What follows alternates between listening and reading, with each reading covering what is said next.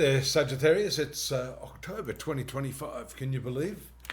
I'm looking at your horoscope here. I've got the planets revolving in contrast to your either rising sign, sun sign, or lunar sign, if you know it. And this month, big focus on the signs of Aries and Libra. Firstly, this Aries area, which is fifth house. Fifth house is love affairs, children, creativity. It's also speculative.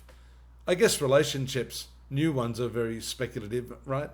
You don't quite know whether there's going to be a return on your investment of time, attention, and energy, and money sometimes. So it's not dissimilar to investing in the stock market and taking a punt on the horses. A little more significant if it's a life partner that you're looking for. But the full moon on the 7th brings out the flavor of this fifth house very strongly. We know you've had a lot of idealistic leanings with Neptune transiting in this area. Neptune, of course, is the dreamer. You're dreaming, and here on the full moon of the 7th, something may happen. You may feel some sort of epiphany within yourself, an understanding of, whether or not it's worthwhile chasing the dream, or whether if you've met someone, good enough is good enough. I mean, only you can make those decisions, but certainly that part of your horoscope is strongly activated. It's emotional. The moon also rules this zone of sexuality. So the whole concept of intimacy, love affairs, and long-term love and relationships are under the microscope. The long-term relationships are actually ruled by this marital sector, in which we see Uranus, the progressive one, transiting right now, and retrograde too, which enhances its power to throw a spanner in the works. You may want to try something completely different. If you're already in a committed relationship, then you're going to need to, have a dialogue with your meaningful other and talk about how you might work together to, stimulate the relationship and bring some more progressive elements into it. That Neptune, the confuser, will transit out. If you just keep looking at this as I'm talking, it will, towards the end of the month, move out of this fifth house, bringing more clarity.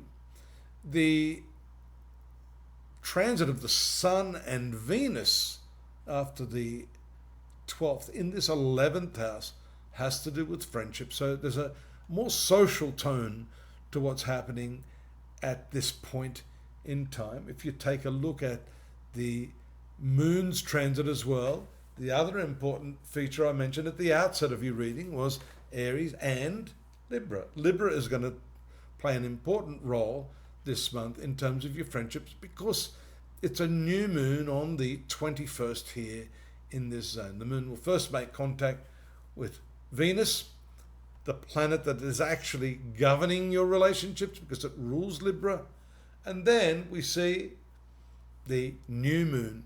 In other words, a fresh approach to social life. What is it within your relationships that you value? There's a bit of a problem there, because you can see the Sun, at least for a few days there, is going to be moving into and in that square or that challenge to Jupiter, your ruling planet. So to me, that has to do with your friendships maybe not aligning with your current values.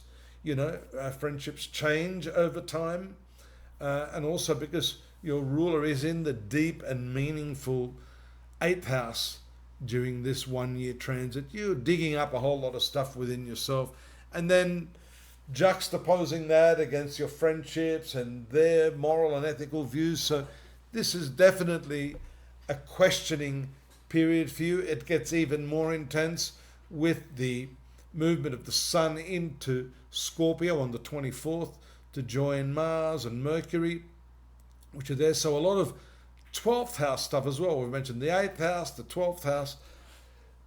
These are all spiritual and psychological sectors of the horoscope. And I think because the new moon was referencing this 11th house of friendships, the value system, you're going to be doing some soul searching, I think, towards the end of the month, and for that matter, till the end of the year at least, with these deeper spiritual sectors activated for you. The movement of Mercury out of this 12th house on the very last day of the month tells us that you want to share that. There it is there on the 30th. My apologies, the second last day of the month. Wanting to share some of these insights that can be useful in your relationships. It's certainly quirky because we see the opposition there to Uranus. So that can make you nervous, high-strung, and on a mission to share these unknown secrets that you've just discovered in this 12th house region. Do find out more. You can do that by following the links that we have here. I've always got some additional information for you. And that's at astrology.com.au. We have the subscribe button. It would be great if all you've got to do is just click it. It helps us. I don't ask for any money for this, but it just helps to, lift our profile a little bit and get it out there, so to speak. You're more than welcome to drop me a line. I'll love to hear from you if you've got any comments or observations as to what's going on at this time in life. I'm sure we'd all love to hear what you've got to share. And of course, I'll be back next month. Look forward to your company again then. Bye-bye.